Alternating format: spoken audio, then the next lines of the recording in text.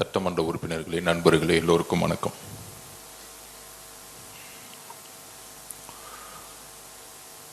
நாளைக்கு சட்டசபை பட்ஜெட் கூட்டத்தொடர். சட்டசபைக்குள்ள போனா மரபுன்னு சொல்லுவாங்க. அந்த மரபை இன்னைக்கு வரைக்கும் உண்மையா கடைபிடிச்சிட்டு இருக்கக்கூடிய இயக்கம் தமிழக வெற்றி கழகம். நமக்கு அனுபவம் இல்லைன்னு சொன்னாங்க, சட்டசபை எதிர்கொள்ள முடியுமான்னு சொன்னாங்க. ஆனால் ஒரு 4 நாள் நடந்துச்சு. முதல்ல அந்த 4 நாள்ல ஒவ்வொரு நாளும் குறைந்தபட்சம் ஒரு 10லிருந்து 15 முறை அவை மீறிய செயலை செய்தது திமுக.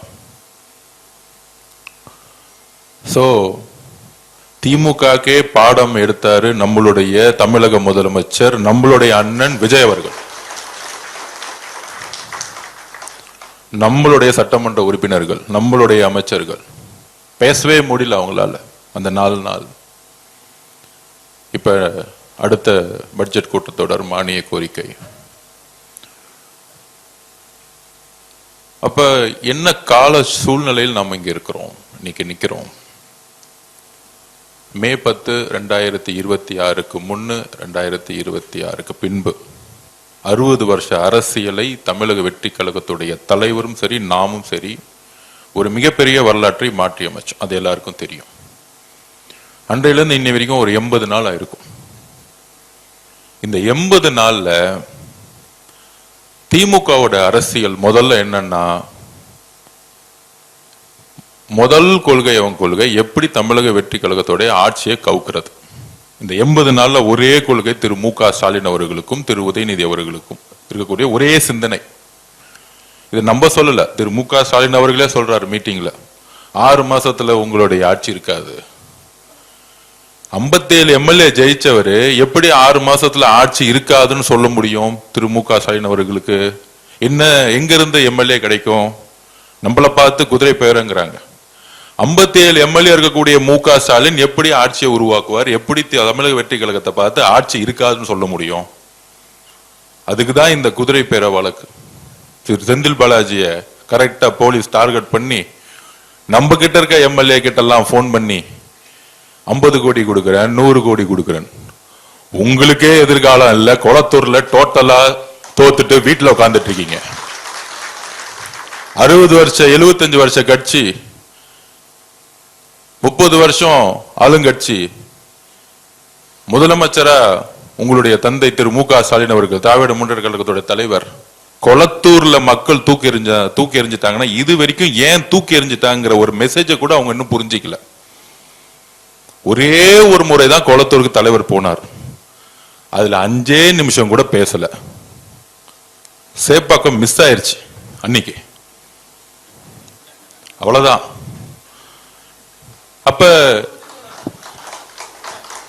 அப்ப கொளத்தூருடைய தோல்வி ஒட்டுமொத்த திமுகவுடைய கடைசி சாம்ராஜ்யத்துடைய அத்தியாயம். இதுதான் தமிழக மக்களுடைய தீர்ப்பு.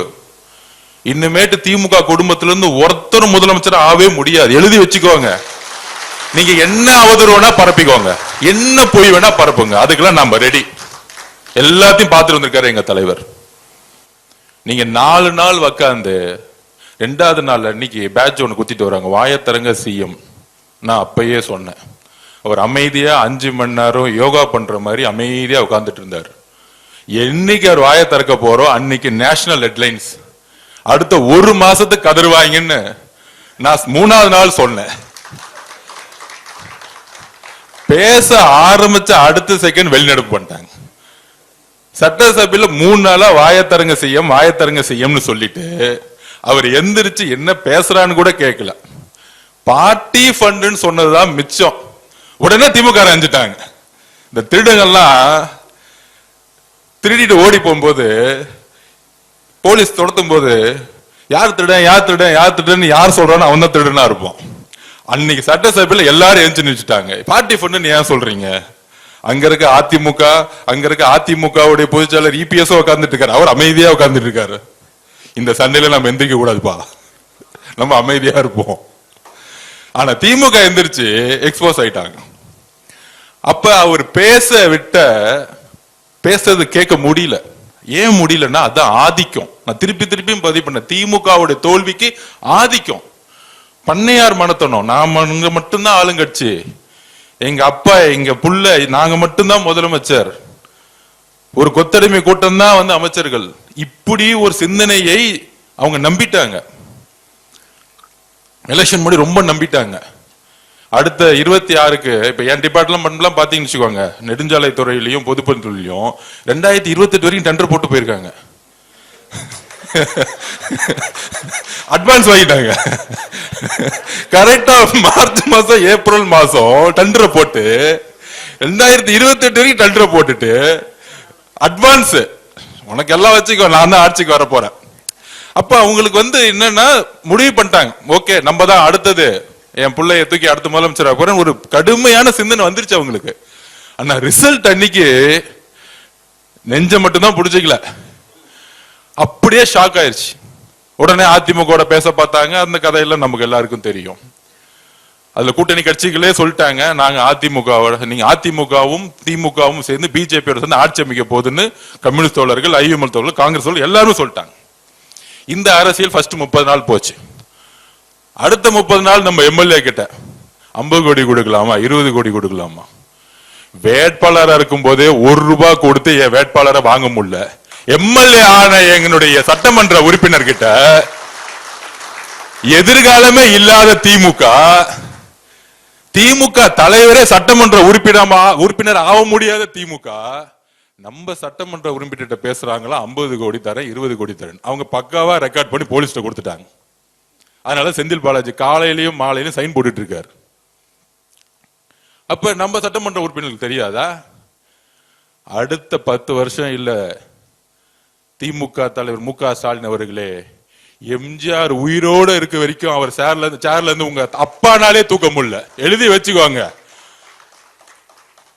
அவர் இருக்கிற வரைக்கும் உங்களால ஒண்ணுமே செய்ய முடியாது. உங்களோட சாம்ராஜ்யம் முடிஞ்சிருச்சு. அதுக்கு ஒரு 6 மாசம் அவங்க ஒத்துக்கிறதுக்கு. அது வரைக்கும் இந்த கடல்ல மீன் இருக்கு பாத்தீங்களா, எடுத்து தரையில போட்டீங்கன்னு வச்சுக்கோங்க, அப்படியே துள்ளும் பாத்தீங்களா, இந்த 6 மாசம் அப்படியே துள்ளிட்டு இருப்பாங்க. அதை நம்ம கொஞ்சம் கண்டுக்கூடாது. ஒரு 6 மாசத்துல அப்படியே அமைதியா வீட்டை விட்டு வரமாட்டாங்க. அப்ப திமுக தலைவர் சட்டமன்ற உறுப்பினரா வர முடியல, சட்டசபைக்குள்ள வர முடியல. அடுத்தது யாரு எதிர்கட்சி தலைவராக்கலாம்? நான் உங்களுக்குள்ள ஒரு கூட்டம், எவ்வளவு சிறந்த அறிவாளிகள் இருக்காங்க திமுகல, இன்னைக்கு இருக்கிறாங்க. ஆனா திருப்பியும் திரு மு.க. ஸ்டாலின் அவர்கள் ஒரு எதிர்கட்சி தலைவர்னா என்ன, ஈக்குவல் டு கேபினட் ரேங்கிங், அமைச்சருக்கு ஈக்குவல். அது தான் புள்ளதான் எதிர்கட்சி தலைவர் ஆகணும். திருப்பியும் ஒரு பட்டாபிஷேகம், துணை முதலமைச்சர் ஆக்குறது ஒரு பட்டாபிஷேகம், எதிர்கட்சி தலைவரா ஆக்குறது ஒரு பட்டாபிஷேகம். எப்ப லாஸ்ட் 5 வருஷம் சட்டசபைக்கு வராத ஒருத்தரை தூக்கி பட்டாபிஷேகம் பண்ணி எதிர்கட்சி தலைவர். அவரு வந்துட்டு ஃபர்ஸ்ட் 4 நாள் நம்ம பார்த்துட்டு தான் இருந்தோம் என்ன பண்றாரு அப்படின்னு. எந்திரிச்சு திடீர்னு ஒரு பேப்பர் எடுப்பாரு, சோபா மாடல் அதுன்னு பேசி திருப்பி உட்காந்துருவார். கடைசி நாள்ல முதலமைச்சர் பேச ஆரம்பிச்சாரு. எந்திரிச்சிட்டு இப்படிலாம் பேசக்கூடாது, பார்ட்டி ஃபண்ட் எல்லாம் பேசக்கூடாது. அப்ப வரலாற்றுல முதல் முறையா ஒரு முதலமைச்சர் தான் கடைசியா பேசி முடிப்பார். கவர்னருடைய உரைக்கு எல்லா கட்சியோட தலைவர்கள் பேசுவாங்க, எதிர்கட்சி தலைவர் பேசுவாரு, எல்லாத்துக்கும் பதில் முதலமைச்சர் கொடுப்பார். அதோட சட்டசபை முடிஞ்சிட்டு தேதி குறிப்பிடாம முடிச்சு வைப்பாங்க. இது எல்லாருக்கும் தெரியும். சபாநாயகர் திடீர்னு ஒண்ணு சொல்லிட்டார், மாண்புமிகு எதிர்கட்சி தலைவர்களை முதலமைச்சர் பேசி முடிக்கட்டும், உங்களுக்கு பேசுறதுக்கு வாய்ப்பு தரேன். இது சுதந்திர வரலாற்றில் தமிழ்நாட்டில் இதுவரைக்கும் எந்த சபாநாயகரும் சொன்னதே கிடையாது. உங்களுக்கு அறிவு இருந்தா, திறமை இருந்தா, திராவிட முன்னேற்ற கழகத்தின் ஒரு உண்மையான எதிர்கட்சி தலைவரா இருந்திருந்தா அந்த வாய்ப்பை பயன்படுத்திருக்கலாமா, முடியாதா? இதுவரைக்கும் முதலமைச்சருடைய உரை, ஒட்டுமொத்த உரையை எடுத்து பார்த்துக்குவாங்க, தனிப்பட்ட விமர்சனங்கள் கிடையவே கிடையாது. ஒரே ஒரு முறை மதுரையில அங்கிள்னு சொன்னார். அது அவருடைய ஒரு உறவு முறையில சொன்னார். அவர் தவறுன்னு சொன்னோடனே வருந்துறாங்கன்னு சொன்னோன்னே அடுத்த மீட்டிங்ல சொன்னாரு, நான் தவறான வார்த்தைகளை சொல்லல, ஒரு உறவு முறையில சொன்னேன், இனிமேட்டு அந்த வார்த்தையை சொல்ல மாட்டேன்னு சொன்னது எங்க தலைவர். இதுதான் உண்மை. அரசியல் ரீதியான தாக்குதல் இருக்கும் எங்களோட தலைவர்கிட்ட இருந்து. ஏன் ஒட்டுமொத்த அடுத்த கட்டத்தில் இருக்கக்கூடிய நிர்வாகிகள் அவர்கிட்ட இது வரைக்கும் தவறா ஒருமையில ஒரு பெண்ணை நோக்கிய விமர்சனம் தமிழக வெற்றி கழகத்துடைய நிர்வாகிகள் வந்ததே கிடையாது. இதுதான் எங்களுடைய வளர்ப்பு, எங்கள் தலைவர்கிட்ட இருந்து நான் கத்துக்கிட்டேன். அப்ப எதிர்கட்சி தலைவரா இருக்கக்கூடிய பணி என்ன? அண்ணா உருவாக்கிய இயக்கம் சமூக நீதியும் மாநில சுயாட்சியும் பேசி பேசி வளர்ந்த இயக்கம். அதுக்கப்புறம் கலைஞர் 1000 குற்றச்சாட்டுகள் இருக்கான். சமூக நீதி பேசி கட்சியை வளர்த்தார். அவரும் பெண்களை கொச்சையா பேசக்கூடிய வழக்கத்தை திருமதி இந்திரா காந்தி மேடம் கிட்ட இருந்து கொண்டு வந்தார். அது என்ன பேசினார் அதுக்குள்ள போக விரும்பல. இறந்தவரை பத்தி பேச வேணாம், வரலாறு.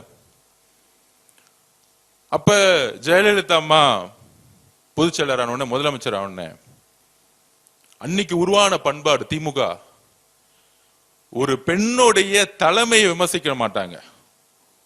ஒரு பெண் முதலமைச்சரா இருக்கும் பொழுது அந்த முதலமைச்சர் செய்யக்கூடிய நிர்வாகத்தை விமர்சிக்க மாட்டாங்க. தேர்தல் அரசியலை எதிர்கொள்ளக்கூடிய பிரச்சாரத்தை உருவாக்க மாட்டாங்க. தனிப்பட்ட தாக்குதல்கள், ஒரு பெண்ணுடைய உடல் உறவு. பெரியார் அப்பயே சொன்னார்,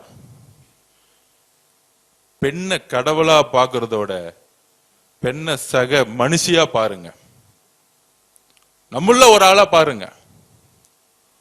புனிதமா பேசுறது முக்கியம் இல்ல, சமத்துவமா பேசுறதான் முக்கியம். இந்த சிந்தனை உங்களுக்கு இல்லை திரு உதயநிதி அவர்களே.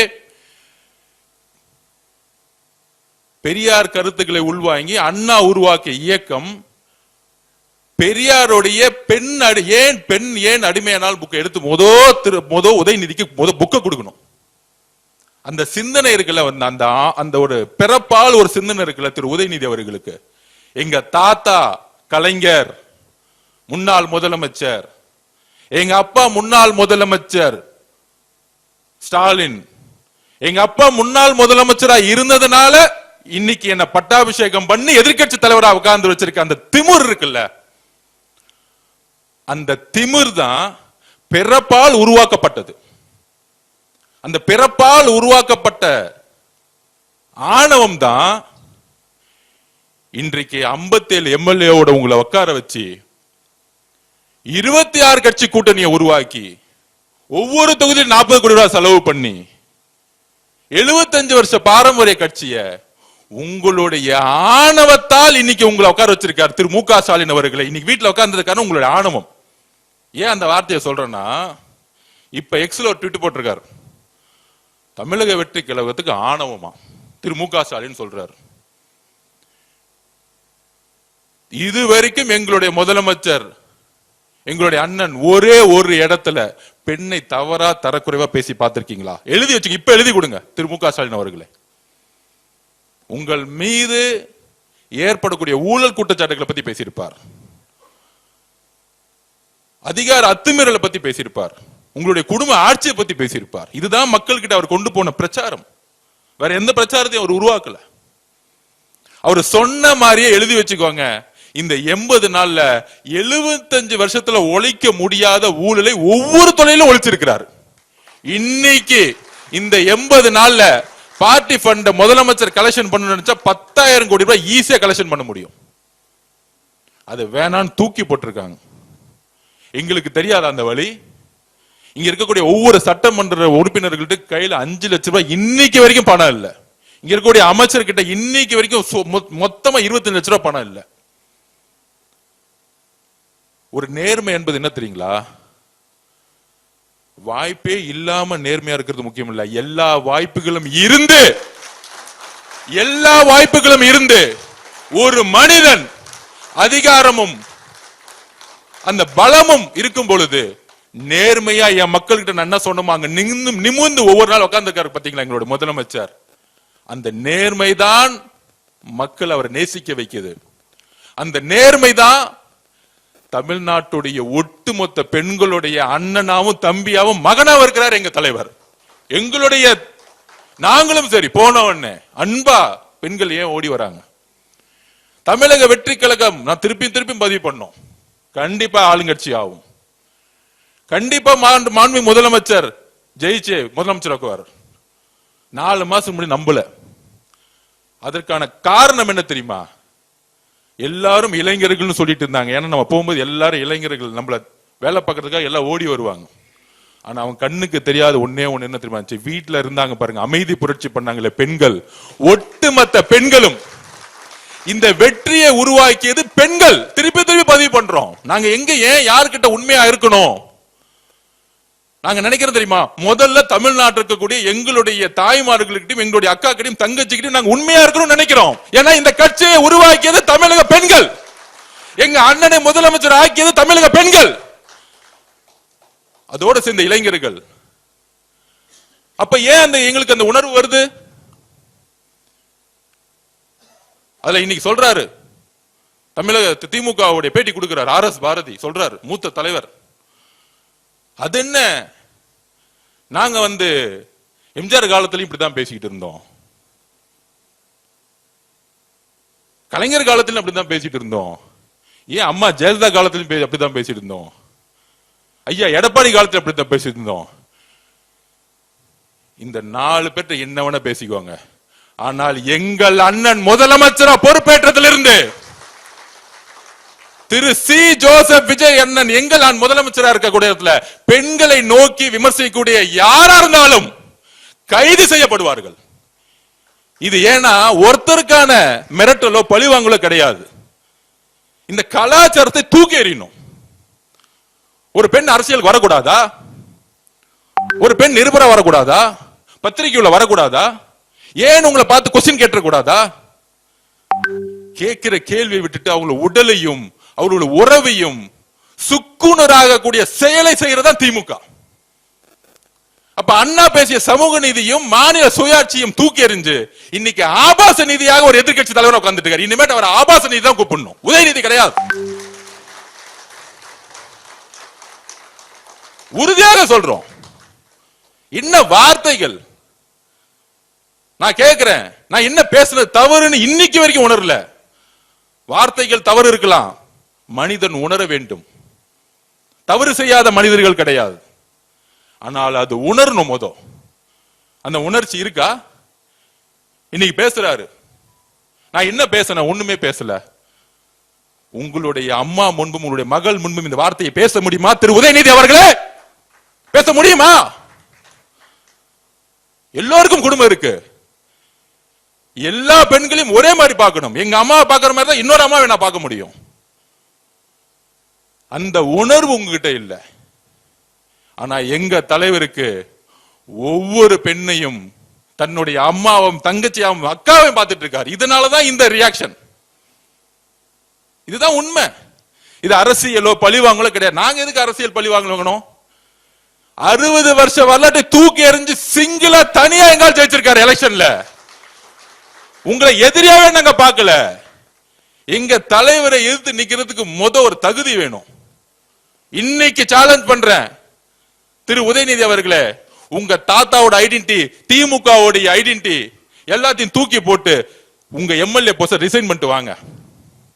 எங்க தலைவர் சாமானிய ஒருத்தரை நிப்பாட்டுவார். அதே சேப்பாக்கத்துல சாமானிய ஒரு பெண்ணை நிப்பாட்டுவார். சாமானிய ஒரு பெண்ணை சேப்பாக்கத்துல இன்னைக்கு நாங்க நிப்பாட்டுக்கு ரெடி. சேலஞ்ச் பண்றோம். ஒரே ஒரு முறை எங்க தலைவர் வருவார் பிரச்சாரத்துக்கு, ஒரே ஒரு முறை தான் வருவார். டெபாசிட் வாங்க மாட்டீங்க, எழுதி வச்சுக்கிறீங்களா? இன்னைக்கு சேப்பாக்கத்துல எலெக்ஷன் நடந்துச்சுன்னா ஏன் தெரியுமா? திமுக இன்னைக்கு எதிர்கட்சி தலைவரானதுக்கான காரணமே கூட்டணி கட்சினாலதான். கூட்டணி கட்சியோட 20% மைனஸ் அடிச்சீங்க, 10 தொகுதி ஜெயிச்சிருக்க மாட்டாங்க. கூட்டணி கட்சினால 10 தொகுதி இல்ல. காங்கிரஸ், ஐஎம்எல், கம்யூனிஸ்ட், விசிக இல்லன்னா திமுக 10 தொகுதி ஜெயிச்சிருக்க முடியாது. இப்ப ஒட்டுமொத்த கூட்டணி எங்க தலைவர் கூட எங்களோட இருக்கிறாங்க. அப்ப நீங்க உங்களை பார்த்து நாங்க எதுக்கு பயப்படணும்? தேர்தல் ரீதியா நீங்க யார் எங்களுக்கு? எங்க தலைவர் உங்களை பார்த்து பயந்தா தானே வந்து கைது பண்ணணும், சிறை தள்ளணும். அந்த பயம் எங்க தலைவருக்குள்ள சாமானிய தொண்டர் கூட தமிழக வெற்றி கழகத்தில் கன்னியாகுமரிக்கு ஒரு சாமானிய ஒரு பெண்ணு கூட அந்த பயம் கிடையாது. உங்களை பார்த்து முடிஞ்சு போச்சு உங்க சாம்ராஜ்யம். எல்லாம் சேர்ந்துட்டாங்க, பெண்கள் ஒட்டு வந்து சேர்ந்துட்டாங்க. நீங்க பேசி முடிச்ச அடுத்த செகண்ட் சமூக வலைத்தள பாருங்க, ஒட்டுமொத்த பெண்களும் பேச ஆரம்பிச்சிட்டாங்க. என்ன பேசுது? ஒரு பொறுப்பு வாய்ந்த எதிர்கட்சி தலைவர் பேசுறதா? ஈக்குவல் டு கேபினெட் ரேங்கிங், அமைச்சர் இடத்துல இருக்கீங்க நீங்க. எதிர்கட்சி தலைவர் யார் யார் இருந்திருக்கா? கலைஞர் இருந்திருக்காரு இந்த இடத்துல. என்ன பேச்சுகள் இது? மேடம் ஜெயலலிதா உட்கார்ந்து உங்க இடத்துல எந்த இடத்துல உட்கார்ந்துட்டு இருக்கீங்க? காவேரி பிரச்சனை பத்தி பேசுறோம். காவேரி பிரச்சனை பத்தி நாளை சட்டசபையில் நீங்க எந்திரிச்சு என்ன வேணா கொஸ்டின் கேளு. அதுக்கு உடனே சொல்றாங்க, அவர் வந்து நாளைக்கு சட்டசபையில் வந்து நம்ம கேள்வி கேட்டு வர பயந்துட்டாங்களாம். 4 நாள் நீங்க என்ன கேள்வி கேட்டீங்க எனக்கு தெரியாது. அந்த இடத்துல சும்மா உட்காந்துட்டு இருந்தீங்க 4 நாள். நீங்க கேள்வி கேட்கறீங்களா எங்களை பார்த்து? நாங்க ரெடி. என்ன கேட்பீங்க? இருமொழி கொள்கையா, நீட் பத்திரியா, காவேரி பிரச்சனையா, மேகதாது பிரச்சனையா, சட்டம் ஒழுங்கு பிரச்சனையா? 5 வருஷம் சட்டம் ஒழுங்கு போஸ்கோ சட்டத்தில் எத்தனை பேர் கைது ஆயிருக்காங்கன்னு கணக்கெடுப்போம். நாங்க வந்து 80 நாள் ஆச்சு. 25 வருஷம் ஆண்டது நீங்க. ஒவ்வொரு ஃபைல தொட்டாலும் பண்ணதுக்கான எல்லா தவறுகளும் நீங்க. மேகதாது பிரச்சனைக்கு சிம்பிளா சொல்றேன். 15/4/2026, 25/4/2026 சுப்ரீம் கோர்ட்ல தோத்தது யாரு? சுப்ரீம் கோர்ட்ல தோக்கும்போது ஆட்சியில் இருந்தது யாரு? தமிழக வெற்றி கழகம் ஆட்சியில் இருந்தாங்களா? திராவிட முன்னேற்ற கழகம் தான் ஆட்சியில் இருந்தாங்க. அப்ப சுப்ரீம் கோர்ட்ல கேஸ் தோத்துட்டு நம்ம உச்ச நீதிமன்றம் போக முடியாது. அங்க இருக்கக்கூடிய முதலமைச்சர் திரு சிவகுமார் அவர்கள் அணை கட்டணும்னு சொல்றாரு. இது இப்ப மட்டுமா சொல்றாரு? இந்த 30 நாளா சொல்லிட்டு இருக்காரா? 2 வருஷமா சொல்லிட்டு இருக்காரு. அவர் 2 வருஷமா திராவிட முன்னேற்ற கழகம் கூட்டணி இருக்கும்போது சொல்லிட்டு இருக்காரு. அதனாலதான் இது சென்ட்ரல் சப்ஜெக்ட் ஆகி அங்க நீர்வளத்துறை தான் முடிவு எடுக்கணுங்கிறது சுப்ரீம் கோர்ட் 2018 தீர்ப்பு கொடுத்திருக்கு. இரு மாநில பிரச்சனைகள் வரும்பொழுது நேரா டெல்லியில இருக்கக்கூடிய நீர்வளத்துறை கிட்ட தான் போகணும். அப்ப முதலமைச்சர் என்ன முடிவு பண்ணணும்? முதலமைச்சர் சட்ட ரீதியா முடிவு எடுக்கிறார். நம்ம கோர்ட்டுக்கு போவோம். சுப்ரீம் கோர்ட்டுக்கு போக முடியாது. ஏன்னா 230 அப்பீல் ஆகி தோத்துட்டோம். அப்ப உடனே சுற்றுச்சூழல்ல கேஸ ஃபைல் பண்ண சொல்லிட்டார். சுற்றுச்சூழல் சர்டிபிகேட், என்வாயன்மெண்ட் சர்டிபிகேட் இல்லாம டேம் கட்ட முடியாது. டெக்னிக்கலி ஃபைல் பண்ணிட்டார். இதை நம்ம சொல்றோம் சட்டசபையில. அதுக்கப்புறம் ட்ரிபியூனல் போவோம். இது திமுக அடுத்த முடிவு தான்.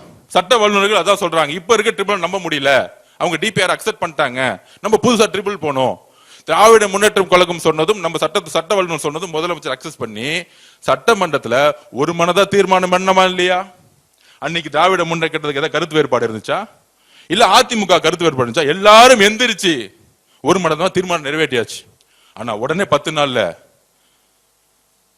10 வருஷமா மழை பிரச்சனை கிடையவே கிடையாது. இந்த வருஷம் மழை இல்ல. இந்த 10 வருஷமா சொன்ன டைம்ல மழை வந்துச்சு, தண்ணி வந்துச்சு. மழையினால தண்ணி வரல. உடனே அரசியல், தமிழக வெற்றி கழகம் வந்த பிறகு தண்ணி வரல. திருப்பி நம்ம நீர்வளத்துறை அமைச்சர் டிஸ்கஷன் பண்ணி அங்க இருக்கக்கூடிய ஒழுங்காற்றுக்குள்ள உடனடியா அப்ளை பண்ணி அங்க கடுமையா சட்ட வல்லுநர்களை வச்சு நம்மளுடைய கோரிக்கையை சொல்லி அவங்களும் நமக்கு 3500 கனஅடி தண்ணீரை விடுங்கன்னு சொல்லிட்டாங்க. இங்க நம்ம எங்க தோத்துருக்கோம்? தண்ணி விடணும்னு சொன்ன பிறகு தண்ணி விடல. இது எப்பயுமே கர்நாடகா பண்ணும். உடனடியா உச்ச நீதிமன்றத்துக்கு போறதுக்கான ஆலோசனையை கொடுக்க சொல்லிட்டார் முதலமைச்சர். அந்த டிஸ்கஷன் போய்கிட்டே இருக்கு. திருப்பி மழை அங்க வந்துருச்சு. அதனால 16,000 கனஅடி 20,000 கனஅடி தண்ணி விட்டு ஆரம்பிச்சுட்டாங்க. அப்ப இந்த காவேரி பிரச்சனைக்கு நம்ம எங்க தவறு செஞ்சிருக்கோம்?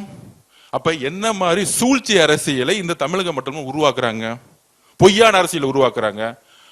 அதுக்கு 16,000 கனஅடி தண்ணி வர ஆரம்பிச்சிருச்சு. அதுக்கு தஞ்சாவூர்ல போய் பேசுறாராம். தண்ணி அங்க விட ஆரம்பிச்சுட்டாங்க, பேசுறாராம். நம்ம வந்து ஏதோ மேகதாது விஷயத்துல நம்ம வந்து சரியா பேசலாமா? முதலமைச்சர்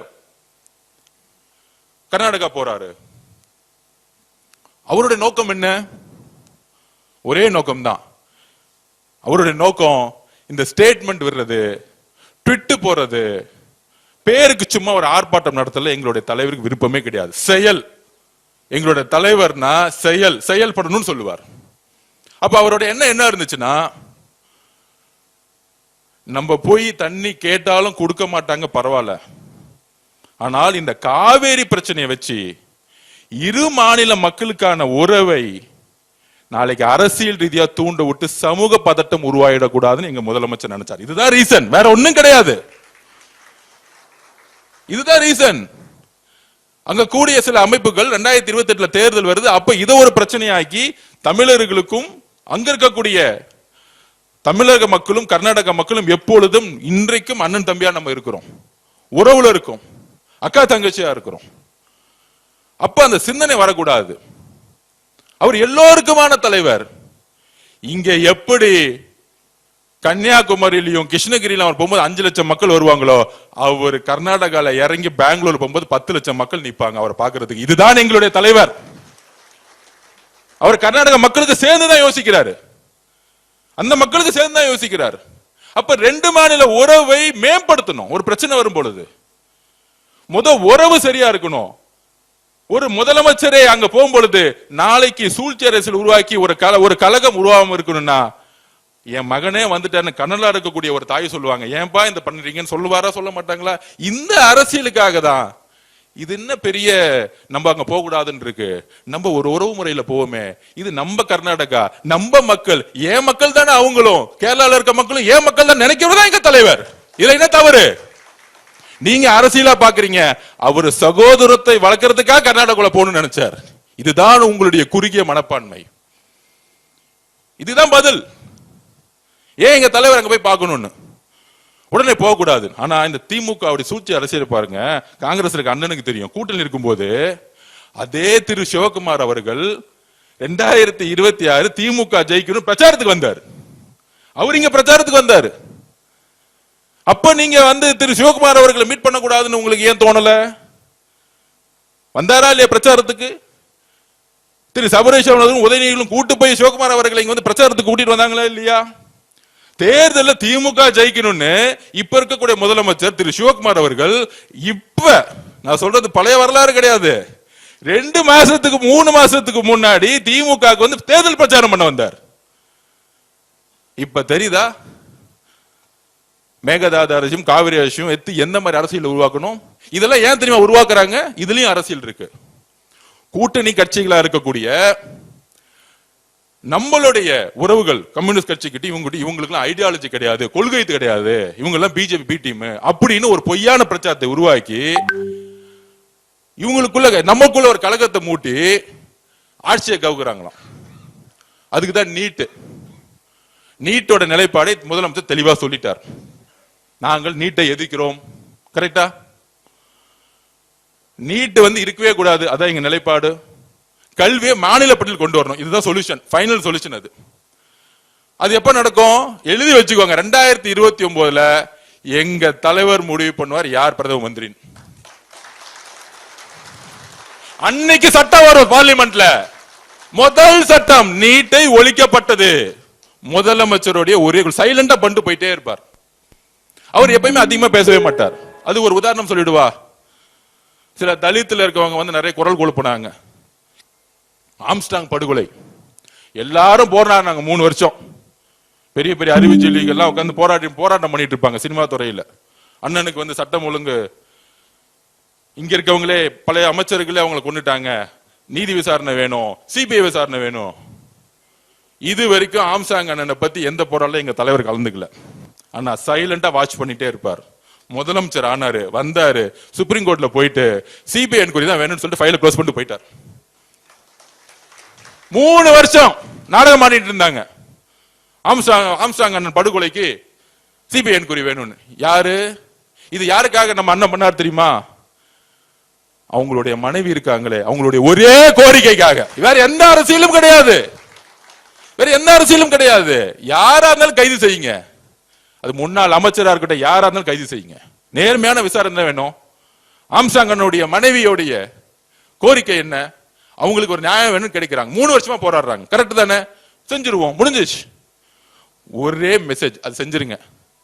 இதுதான் எங்க தலைவருடைய அரசியல், எழுதி வச்சுக்கோங்க. செயல் செயல் செயல் தான் எங்களுடைய தலைவர். உங்களை மாதிரி உட்கார்ந்துகிட்டு சும்மா அந்த ஆர்ப்பாட்டம், இந்த போராட்டம், மக்கள் முன்னாடி நடிப்பு, மீடியா அரசியல் தெரியாது. உணர்வுள்ள அரசியல். அப்ப நமக்கு எந்த தலைகணமும் இல்லை, நமக்கு எதிரிகளே இல்லைன்னு சொல்ல வரல. தேர்தல் அரசியலில் எங்க தலைவருக்கு தெரியும் எப்படி வெற்றி பெறணும்னு. எங்களுக்கு அதனால எங்க தலைவருக்கு யாரை பார்த்தாலும் பயம் கிடையாது. அவர் சொல்லுவார், ஒருவேளை நம்ம நேர்மையா இருப்போம், ஒருவேளை ஆட்சியே கவர்ந்தாலும் என்ன அர்ஜுன் 3 மாசம் எலெக்ஷன் வரும், நம்ம 234 தொகுதி ஜெயிக்கிறதுக்கான வேலையை பண்ணுங்க. நம்ம கூட்டணி கட்சிகள்லாம் சொல்லுங்க, எதுக்கு நம்ம பயப்படணும்? நம்ம கூட்டணி கட்சி தலைவர் சொல்லுங்க. என் மனசுல நேர்மை இருக்கும் போது நான் எதுக்கு பயப்படணும்? இதுதான் எங்களுடைய தலைவர். அப்படி இருக்கும் பொழுது கலைஞர் பேரனா இருந்தான், ஸ்டாலின் மகனா இருந்தான். கொஞ்ச நாளுக்கு முன்னாடி